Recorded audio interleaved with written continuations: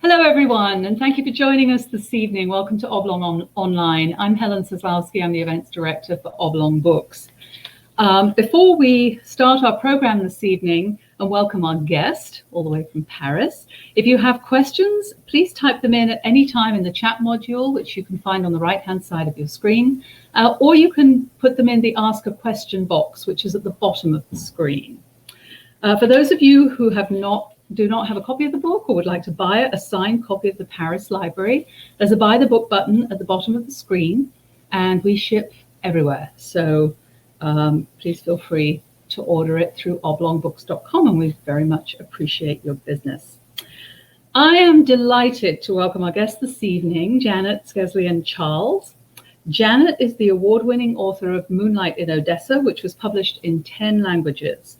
Her shorter work has appeared in reviews such as Slice and Montana Noir.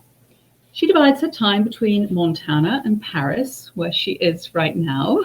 Thank you, COVID. And has been for some time. And it's quite late there, I believe. So thank you for staying up so late to be with us this evening. Tonight, we'll be talking about her new novel, The Paris Library, which is based on the true World War II story of the heroic librarians at the American Library in Paris. It's a story of romance and friendship, family, and the power of literature to bring us all together. Kirkus Reviews called the book intelligent and sensuously rich, and a novel tailor-made for those who cherish books and libraries. And as independent booksellers, we certainly do that.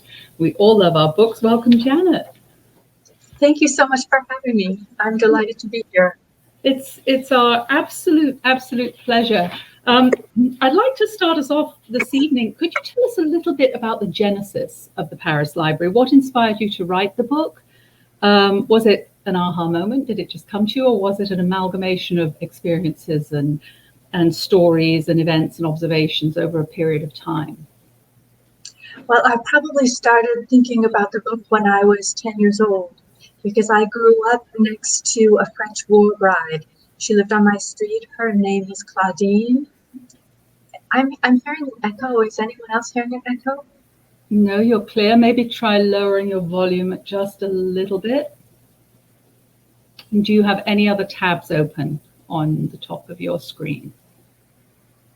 I do. If you X out of those and just stay in this one, it should eliminate the echo.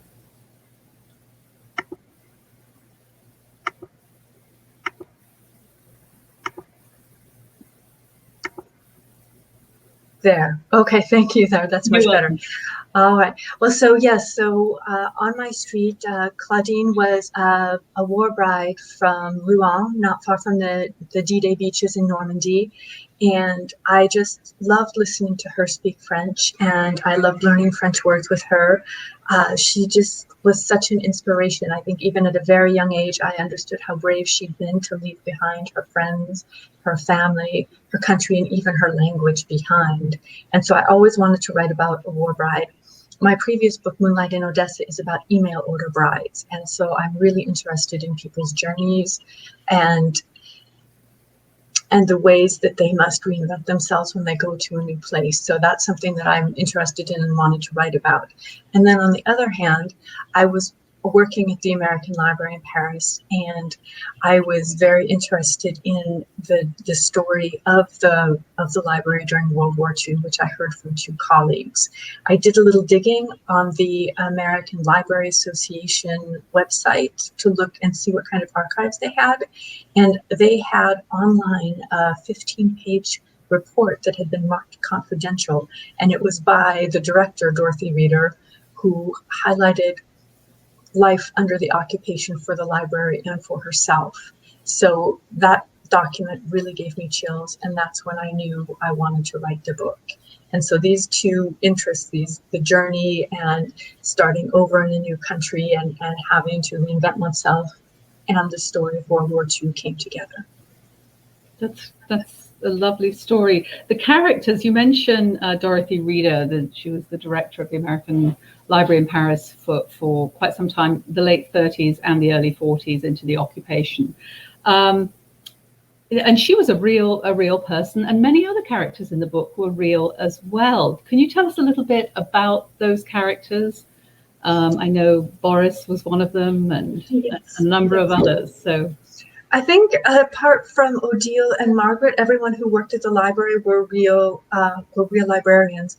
And so we can start with my favorite, Miss Reader, which I think is a wonderful name for a librarian. She traveled to Europe alone in 1929. She got a job at the American Library in Paris. She worked at first in the periodical section, but she worked her way up to the role of directress in 1936.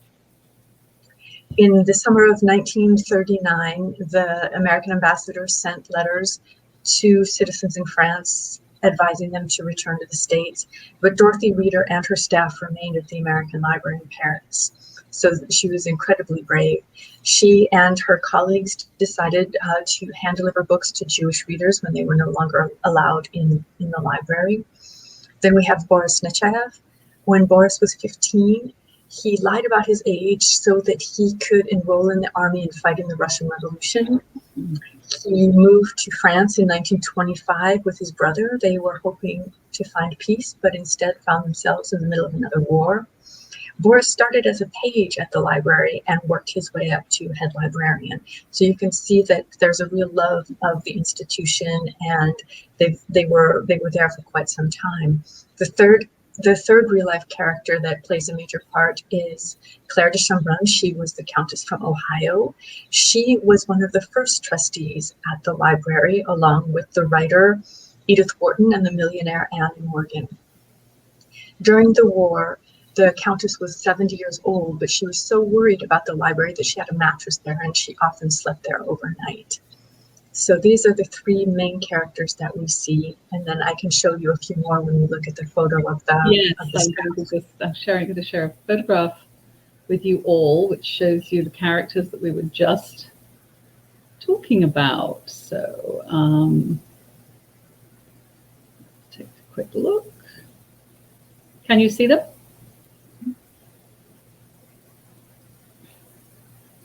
Can everybody see the screen? Hello? It looks great. Oh, sorry. There we go. So here we're looking at the staff, I think from 1940. The gentleman on the far right is Boris, I believe. Is that correct, Janet? Yes, maybe put your mouse there so people, there you go, perfect. Yes, so there's Boris, and just in front of him is Dorothy Reader. Mm-hmm. And behind Dorothy Reader is Olivia Turnbull. Mm-hmm. And in the front row, you'll see Olivia Turnbull's mother, Evangeline Turnbull. So I just think it's absolutely wonderful that there was a mother-daughter team working at the library. The Turnbulls were Canadian, and Evangeline Turnbull married her husband, Ollie, in 1915. And then he was, very soon after, was shipped off to war in France, where he was killed. Later on, Evangeline Turnbull and her daughter, Olivia, worked at the American Library in Paris. So this family is really remarkable because the three of them have worked in service, first as a soldier and then as librarians delivering books to soldiers in 2 world wars in foreign country, in France. So it's just really remarkable. So their devotion to books was yes. Commendable. Do you know the names of any of the other people in the photograph? Or yes, the one you have, the one in the plaid jacket, right there. Yes, that is Helen Thickweiler, and Helen Thickweiler married the man on the far left. His name is Peter Ustinov, and at first I thought he might be the actor. But he wasn't. So this is the library love story. Helen and Peter met at the library. Helen is from Rhode Island originally, and she arrived in France 3 weeks before the war broke out. And they fell in love. She was the reference librarian, and he was the shelver. So he was in charge of putting the books on the top shelves. Mm-hmm. Yes. We have Jeanette Kingston, who's in the middle wearing a white blouse. This is Jeanette. With the dark hair. And then next to Helen Thickweiler, we have Hilda Frickert. She was the secretary. Mm-hmm. And then I'm not sure who the young man there, maybe Frederick Hawkins, I'm not sure. Wow, amazing photograph. And then in this picture, tell us who we're looking at here. So we're seeing Dorothy Reader, and I do think she looks different in every single photo I find of her. And behind her is the Countess. Mm-hmm. And this is a picture actually of the subscription desk, I believe, but from a different period, yes, before the period of your book. It was taken in the 1920s. Yes, was it the first changed by the 30s? That was at a different location. That was on the Rue de l'Élysée, and during the war, it was on the Rue de Téhéran. Mm-hmm. So this isn't the first location of the library. Thank you for taking us through those. It's really lovely to put sort of faces to names. One of the characters in the book was a German officer, and his name was Dr. Fuchs. And he ran the German department called I'm going to probably massacre this name, but the Bibliothekenschutz. Is that correct? Tell us a little bit about that. And he comes across in the book as a very sympathetic character, where all the other Nazis were not remotely sympathetic. And tell us a little bit about him, because he was a protector in many ways of libraries and books during that period. Well, I'll start by saying that when the Germans arrived in I'll start in June of 1940. The American ambassador dusted off that letter that he wrote before the war in September of 1939, and he wrote, just as I said in August of 1939, I'm telling you to leave again. And this time, Dorothy Reader also remained at the library, but she did send her staff away to safety in the city of Angoulême. Unfortunately, the Nazis did arrive as far as Angoulême, so the staff decided to return to Paris. When they returned, they found that the Nazis, on day 3 of the occupation, had pillaged the Polish library, which sits in the shadow of Notre Dame. They then went to the Russian library, and they stole all the books in the archives and sent them back to Germany. Then later in the war, the Russians arrived in Germany. They saw their books and sent their books back to Russia. And today, the Russian library in Paris is still receiving books that were shipped first by the Germans, then by the Russians, and are coming finally back to Paris. So they've made quite a journey. The Nazis also went to the Ukrainian library. They stole all the archives and books, and they kidnapped the librarian. They forced him to catalog his own collection, and then they killed him. So you can understand why the librarians at the American Library in Paris were nervous. And so they received notice from the Nazis that there would be an inspection. They didn't know who would come. So a Nazi did arrive, and they were very nervous about it. And Dorothy Reader accepted this Nazi and his 2 lackeys into her office. She did not recognize him, but he did recognize her. They had been friendly before the war. They had gone to international library conferences together. And so they used to speak about books, and now they are on opposite sides of the war. And so things were going along well. Dorothy Reader felt like people are people, that even in this war they could find common ground. And then Dr. Hermann Fuchs said, and of course certain people may not enter, meaning Jewish people. And so Dorothy Reader conferred with the Countess, and they decided that if Jewish people could not enter the library, then they would deliver books to the Jewish readers. Dr. Fuchs was studying theology until World War I interrupted his studies. He later got a library degree in 1925. And so he was a librarian, and maybe that was lucky. So he perhaps did have a love of books. And I think in the book he is benevolent, but in the author's note I was careful to note, and if he was benevolent, it's because I did a lot of research about libraries, the libraries that had been pillaged. When the Eastern European libraries were pillaged, he was not a part of that. Of the service at that point, that particular branch at that time. He came later. And so the French librarians say that he looked away, that he did not denounce. But Martine Poulin, who is the specialist on French librarians, says that the collective memory of French librarians at that time might not be trusted. Okay. And so she warns very clearly that his role could be a lot more sinister than they mention. Than on surface, yeah. Because I read something about there were three officers in particular, and none of them were particularly savory. He was the most palatable of the three. I was just curious. Tell us about Odile. Odile is a lovely young French woman who really loves the American Library in Paris. The American Library in Paris was the first library to have open stacks for French readers. So it was a really big shock to the system for French people, because usually you would have to go to a librarian at a desk, and this was not a librarian. It was actually just a bureaucrat who had no training in books and maybe no interest in books. And you had to say what you wanted, and then they would go to the back room and maybe find a book, but maybe not. And because there was no filing system, sometimes books were archived as to the date they arrived. So not in alphabetical order, not by subject, but it arrived June 13th, 1933. So if you didn't know the date it arrived, you might never be able to find that book. So, of course, the American Library in Paris was a friendly place, and that is very different too. In Paris, people are very polite, they're very courteous, but sometimes they're not especially open or friendly. So this is a really big difference in the welcome that you might receive at a library, and this is something that Odile greatly appreciated at the time.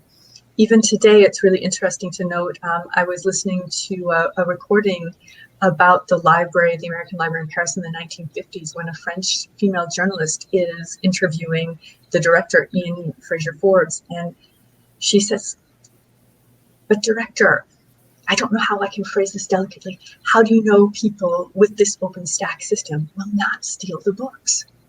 So you can see even in the 1950s, it was a strange system. And he said, well, French people never steal. If people steal, it's going to be the Americans.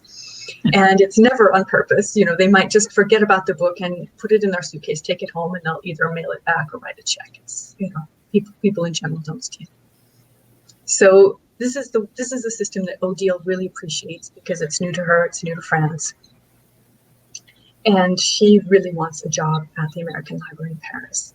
And she, at the same time, she wants a job. She doesn't necessarily want a boyfriend, a fiance, or a husband, but that's really what her parents want for her. They want security for her.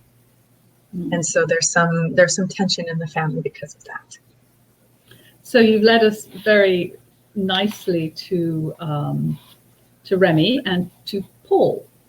Remy was her twin brother, who was caught. He was fighting for the Free French Army, and he was incarcerated. And her boyfriend Paul, a very complicated character. Tell us a little bit about. From reading the book, I felt that the character of Paul and the character of Margaret in particular, they both illustrated how complicated things were during the time of the occupation, and how you could be a good person, and how war can really change things, can make you do things you wouldn't perhaps think you would ever do. Talk to us a little bit about that, about the complexity of those characters.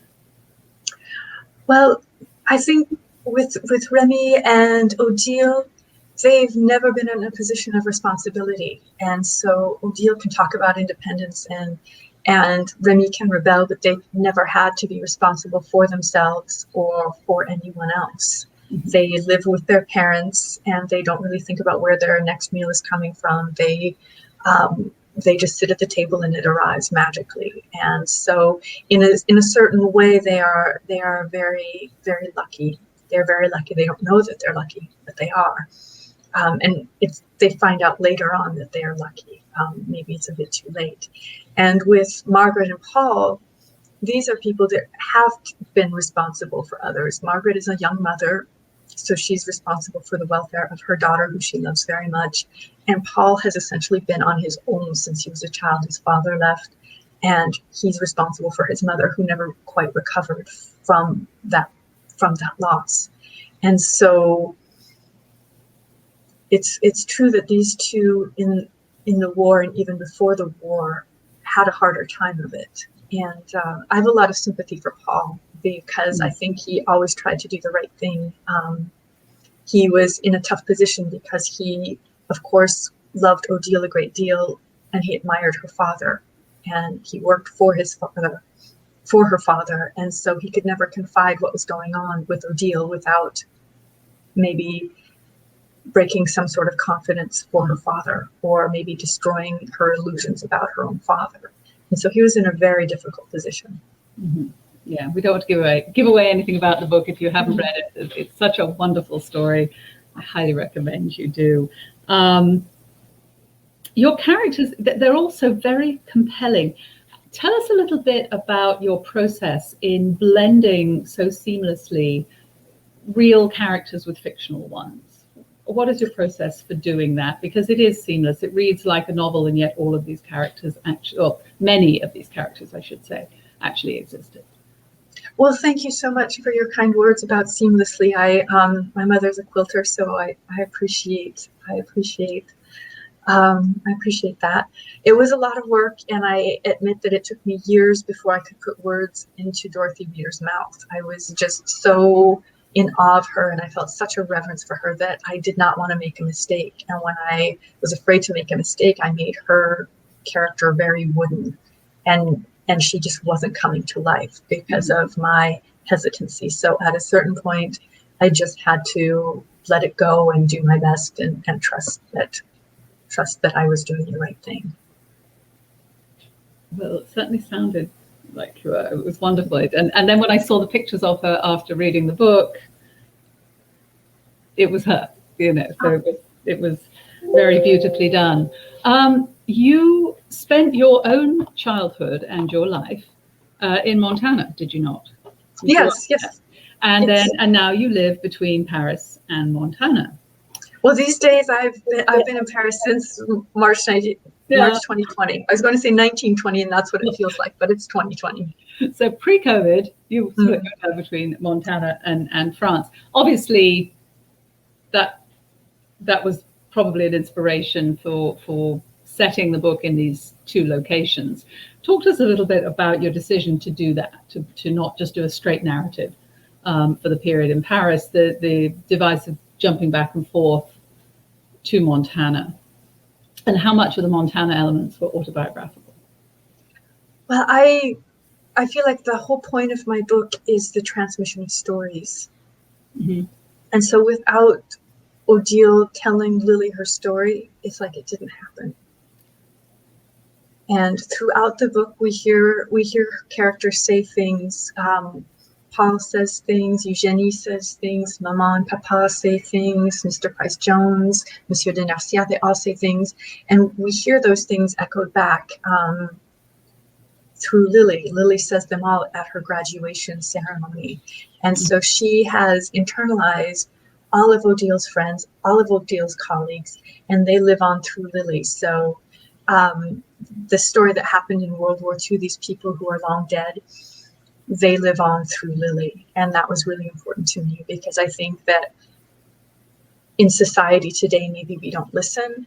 We have a lot of people who talk, and we're always posting things and putting information out there, but we don't necessarily stop to listen, and we don't necessarily know our friends and neighbors. Even if we know things about them, we might not know about their rich internal lives. And so my hope with this book would be to have people stop and think and maybe listen a little bit more. So that, to me, is why there are the two timelines.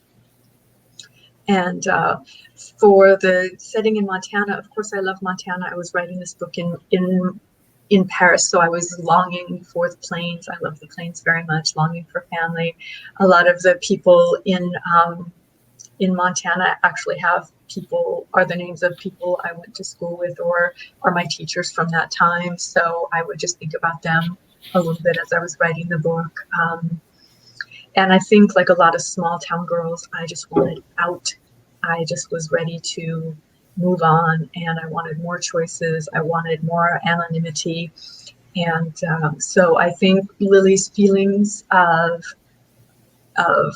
frustration at wanting to get on with her life, I think that was definitely mine. And the irony is now I would love to go back to Montana, to the nature, to the quiet, to just the lovely people. So, but at the time when you're a teenager, and maybe all of us, we always want something else. Yeah, we do. Do you think you're going to be able to get back soon? It must have been hard being away from family during this time for the year. I mean, do you have a good group over there? I do, and my mom and dad are listening in now. My friends who are listening in now. So I, with Zoom and the telephone, at least, that's really lucky, because when Claudine was in Shelby, Montana, I think she maybe went home once or twice from 1945. It was maybe a trip every decade, if that. So Right. We're very lucky. We're very lucky nowadays that we have all the methods of communication. It's true. Are you still working at the library? No, I worked there from 2010 to 2012. And you were you were dealing with the programs and like that. Have you had much? Is the book published in French, or is it? It came out in French in the fall of 2020. Yes. And what's the response been amongst your colleagues from the library? Have it met with? Do they like it? I hope they do. It seems like they do. So yes. Yeah. Would you like to read, for those who haven't read the book, would you like to read us a little passage, perhaps from Odile, and then something from Lily, to give everyone a little taste? Yes. That would be lovely. Thanks. Numbers floated round my head like stars. 823. The numbers were a key to my new life. 822. Constellations of hope. 841. In my bedroom late at night. In the morning on the way to get croissants. Series after series. 810, 840, 890. Formed in front of my eyes. They represented freedom, the future. I should mention this is Odile in Paris, February 1939. It could sound like Lily, with this talk of freedom and the future and wanting out. So to continue, along with the numbers, I'd studied the history of libraries going back to the 1500s.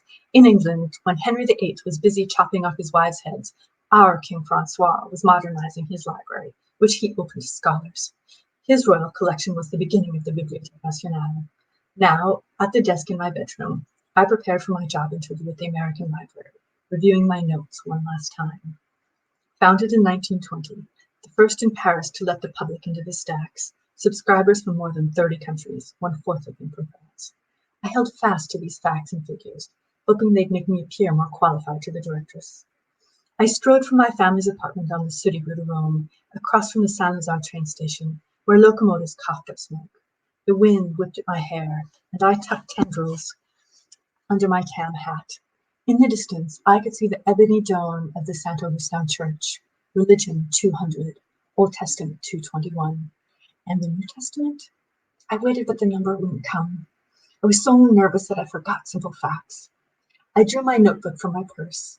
Yes, 225. I knew that. My favorite part of library school had been the Dewey Decimal System. Conceived in 1873 by the American librarian Melville Dewey, it used 10 classes to organize library books on shelves based on subject. There was a number for everything, allowing any reader to find any book in any library. For example, Maman took pride in her 648, housekeeping. Papa wouldn't admit it, but he really did enjoy 785, chamber music. My twin brother was more of a 636.8 person, while I preferred 636.7, cats and dogs respectively. I arrived on the Grand Boulevard, where in the space of a block, the city shrugged off her working-class mantle and donned a mink coat.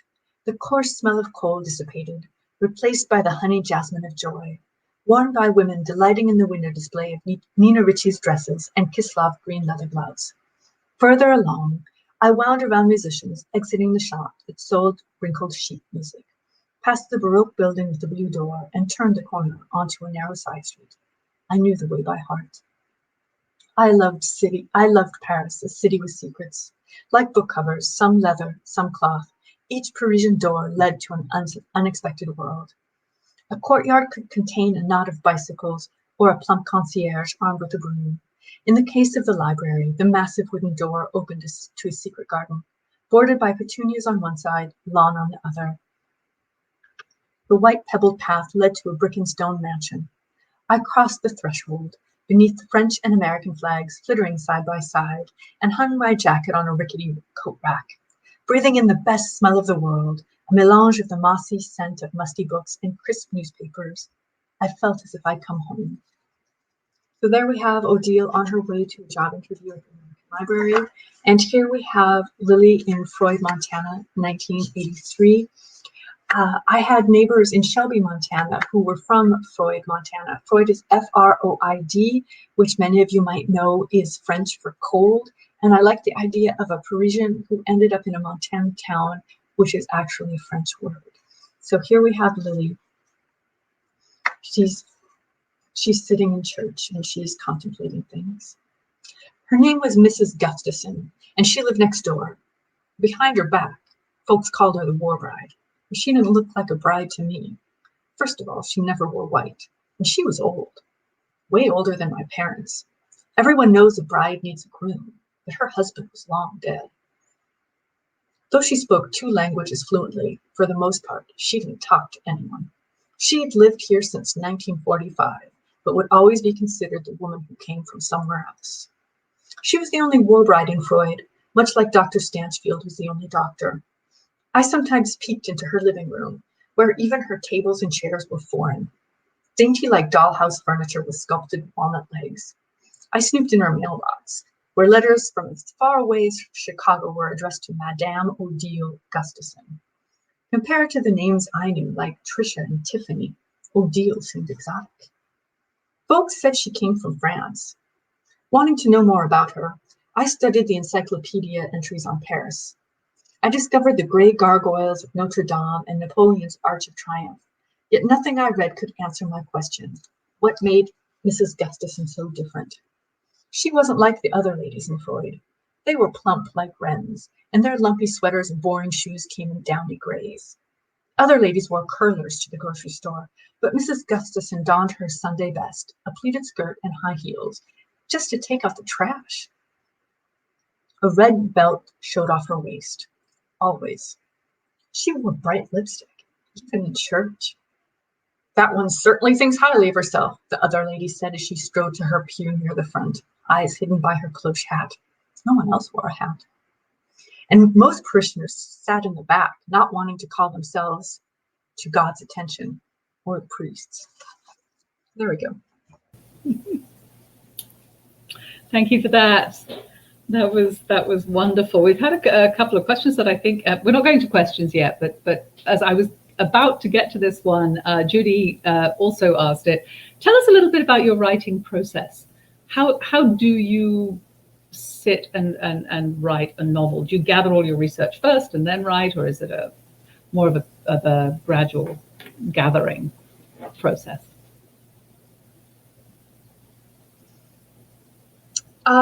I wrote the entire section in Freud, Montana first. And then I wrote the entire section of World War II Paris. And then this is why I appreciated your allusion to seams and seamless, because then I had to stitch those things together. And wow. They were really chunks where it was, this one big chunk and this other big chunk. And then I had 50 pages and 50 pages, and then 25 and 25, and then it finally got down to 15 and 15, and then 10 and 10. So it really was about sewing and patchwork and putting something together that trying to find the right place to put the pieces. I had a lot of pieces and I wasn't sure where they should go or when. And so I usually try to write in the morning. I write with a pen because I find that I'm too impatient. And if I don't like something I write and I'm typing along, I'll just erase it. And then 3 days later, I'll think, oh, that wasn't so bad. I shouldn't have lost my temper and erased it all. You have to really make an effort to scratch something out if you're unhappy with it. So writing and then entering it into the computer by typing it. That's a way to kind of edit what I've written. So I try not to edit while I'm writing. I edit while I'm typing it into the computer. And that is my process. I did a lot of research for this book, and I did it simultaneously. I probably did too much research for this book, but it is so interesting. For example, the Turnbulls I told you about, Olivia and Evangeline Turnbull, I found that out, I think, in 2019 after the book had already been sold. So I was still very curious about these people. I wanted to know about them. And when you research World War II, every detail seems important, and you just want to include everyone in your book because they just did such amazing things. Thank you. Speaking about people who are absolutely lovely, Professor Cohen, could you tell us a little bit about that character, and was that based on anybody in particular? I don't think she was based on anyone in particular, but I really enjoyed writing her. I really enjoyed her spirit and her love of literature. And in the original draft, she died. So it was a surprise to me that she made it. Yeah. Which brings me to another question, did any of your characters, I've heard other authors that we've spoken to, characters take on a life of their own. Did any of your characters surprise you? Did you have a plan for them and then that got derailed along the way? Tell us a little bit about that and your experience with the characters you created. Well, Odile also died at the end and managed to resuscitate herself. When I write, I have a plan because I'm a control freak and I like to know what's going to happen. But at a certain point, as you point out, the characters have a life of their own, and they end up doing things that surprise me, which is good because I think if I'm not surprised, the reader might not be surprised. So which were the ones that derailed? Which were the ones that took you in a direction that you weren't expecting? I was not expecting Odile to survive. I was not expecting Professor Cohen to survive. I didn't know what would happen to Remy when I started writing. I didn't know what would happen to Remy when I started writing. And yes, I don't think I knew where Paul and Odile would be spending a lot of their time when I first started writing. And so there were a lot of things that came to me as I was writing. So I'm going to ask you a question that Odile would like very much. What do you like to read? Well, I read everything. I can just show you what I've been reading lately. This is a book by Mark Pryor called The Paris Librarian, and it is set at the American Library in Paris at about the same time I was working there. And so this was just like, the library's changed quite a lot because the reading room now is kind of the lockdown room where they put the books that have come back.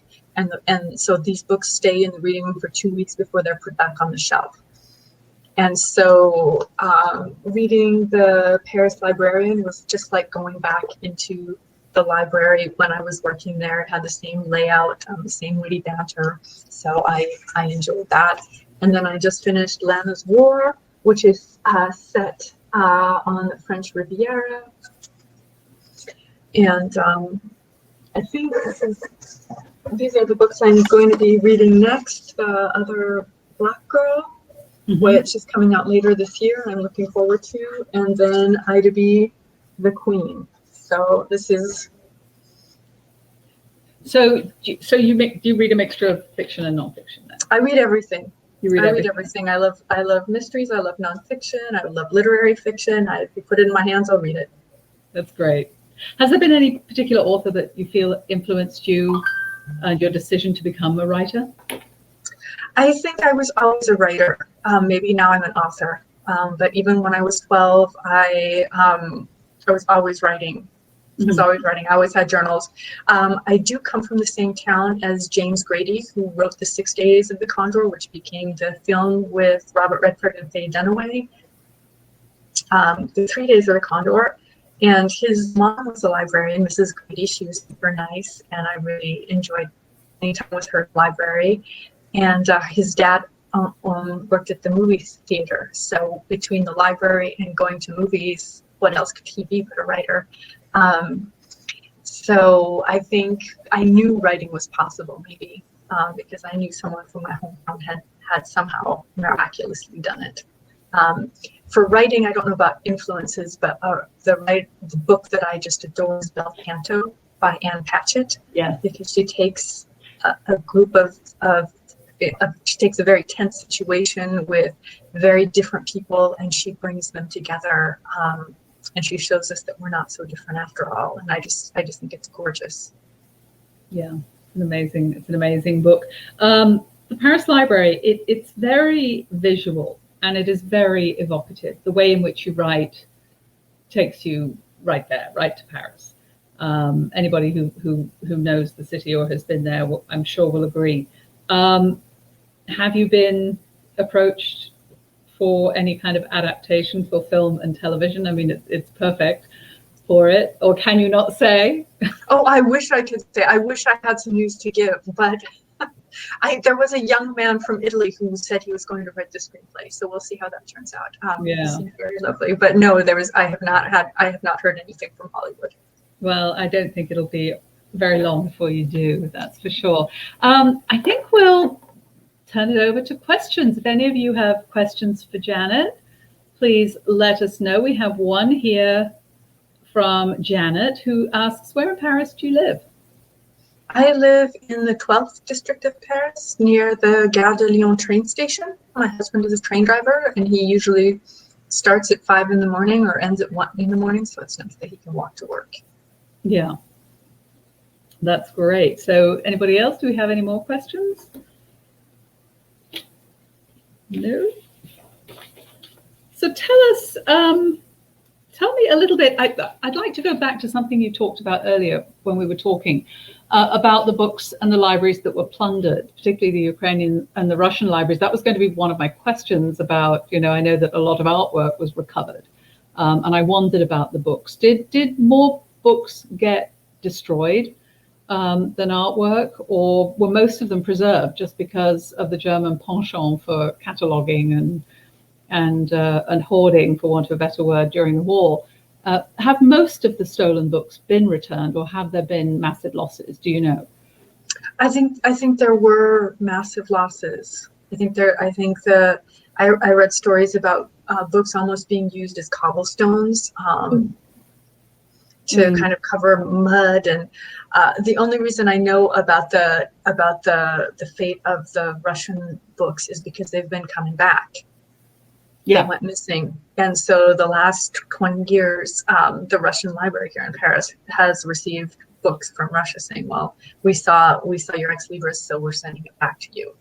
That's so wonderful. It's so wonderful that people would think to do that. We have a question from Rosemary, who asks, what's the biggest cultural difference between Paris and Montana? I mean, you straddle both. Tell us a little bit about that. I don't think it's so much French and American as it is big town, small town for me. So I just think sometimes in France, I have a really hard time with the administration, and I can give the example of when I got married.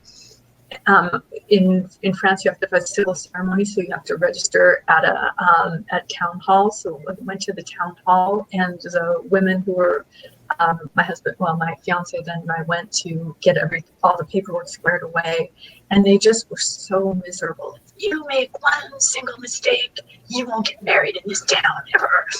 And just, it should be a happy, exciting occasion. And if there's a single mistake on the bands, because I think you have to post the bands for 3 weeks. Mm-hmm. And so if there's a single mistake on here, you're not getting married. And so, of course, with my last name, the bands were riddled with mistakes. And so we were really scared that, just like they said, something would happen and they'd cancel the ceremony. Whereas when we went to Montana, we were after, and also the file or the dossier to get married in France was like this thick. And so you go to a pre-meeting in France to find out all the paperwork that you need. and you go to the actual meeting with the paperwork. Now you could find out that on the internet, but at the time you had to go and find out the different paperwork, because every country is different. I'm an American, and so I had to go to the embassy, the American embassy, where I had to raise my hand as far I wasn't married, and they signed a piece of paper saying I was not a polygamist. Whereas when I went to Shelby, Montana, Eddie and I were expecting that same kind of difficulty. So we went to this what we thought was a pre-meeting to get the list of paperwork. And so we went, and the clerk, Carol Swoboda, said, "Well, do you have your blood test result?" And we said, "Oh, we didn't even know we needed a blood test result." She's like, "Oh, you look healthy to me." And she said, "Well, Eddie, do you have your birth certificate?" I had mine because I was registered there. And he said, "No." And she said, "Well, you're here, you were clearly born." And so you can see the two differences. And and it's like that for a lot of things, where it's just, I really appreciate the friendly nature of folks back home. Yeah, I worked for a French company for a while. I used to say the response to every question is no, and you have to work from there. Or non. Yes, exactly. We have a question here from Heather. Do you have any advice for budding novelists? Well, sit in the chair. Because a lot of people come to Paris to write, and then they never write. So to be a writer, you just have to write, and really dedicate yourself to sitting down and doing the writing. And that seems evident, but it really isn't. And it's so, I think, especially with social media, it's so easy to sit for 30 seconds and something doesn't come. So then you get up and you check your phone, and 3 hours later, you have to go to work. So I just kind of get rid of the machines, get rid of the social media, for a certain amount of time, and give yourself that time and that space to write. That would be my advice. Get a good writing group as well, so that you have some accountability. Maybe send chapters to each other. I think that's a good idea too. That's a good idea. We have a question from Trish, who asks, how did you get into the voice of a teenager? How old was Odile? She was in her late teens, wasn't she, when she first got the job? She asked, do you read YA books for that, or were you able to move into it pretty easily? I think I'm an eternal teen. So I had no trouble thinking about Lily's voice. And I think Odile was very young too. I think she might have been 20, but I think in her mind or in her experience, she was still very youthful and still very, very immature. So I do read YA because I've always enjoyed the genre, and I love children's books in general. So I do read, but I don't think I necessarily read for this, because I was reading things like the Hunger Games, which is not a big help for as much. I think it would, maybe the Hunger Games is a big help for narrative drive and creating wonderful suspense and great ending. Such a good book. Yeah. But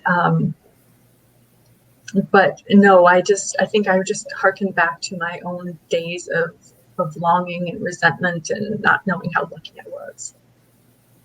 Rosemary asks, you mentioned the French version was published in the fall. Are you fluent enough in French to have written it in French as well as English, or did you have a translator do that?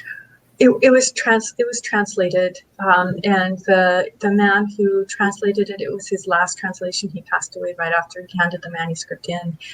He also translated the Black Dahlia, and so he went from noir to my book, which I wish I'd had the chance to thank him and to just ask him a little bit about the process.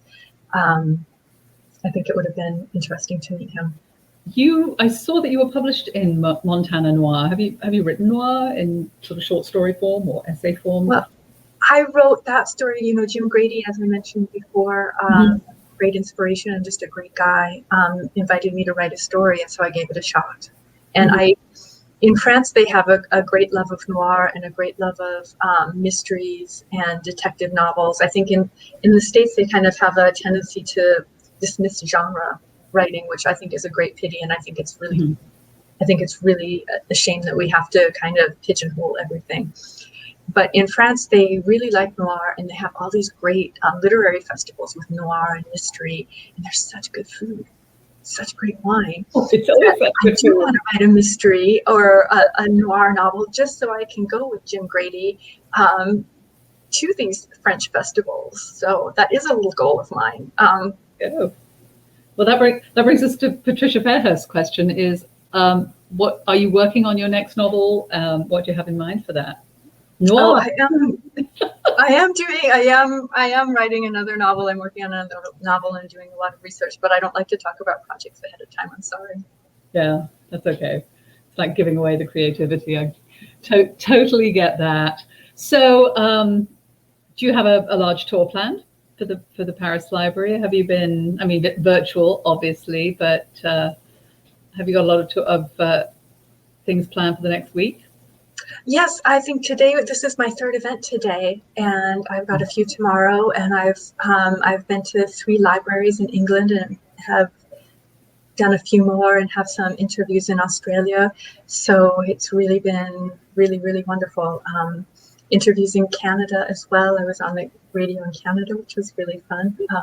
So it's really been nice because I don't think these are things I could have done by traveling around. I certainly could have gone to Australia, but it's really been a luxury to talk to so many different great people. There are some advantages. I mean, as much as we miss meeting authors and our audiences miss seeing authors and having book signings, in a way, it's broadened everybody's sort of access, and it's wonderful. We couldn't have had you. You couldn't have come here from Paris, for example. So we're very grateful that you took the time to do it. And thank you. It's such a pleasure. Do we have any more questions from anybody? I'm going to hand that out. No, I think we've answered all our questions. So I'm going to wrap up our evening this evening by thanking Janet for joining us. If you have not read The Paris Library, I can't recommend it enough. We have signed copies available at Oblong Books, and you can buy it there's a little button saying buy the book, or you can go to oblongbooks.com and order it that way. We ship nationally, we ship all over the world. And Janet, Skeslien Charles, thank you so much for joining us this evening. We really appreciated it, and lots of success with the book. Oh, thank you so much for having me. It was just such a delight to talk to you. Thank you. Ditto, we feel the same way. And thank you for joining us, everyone. Good night. Good night.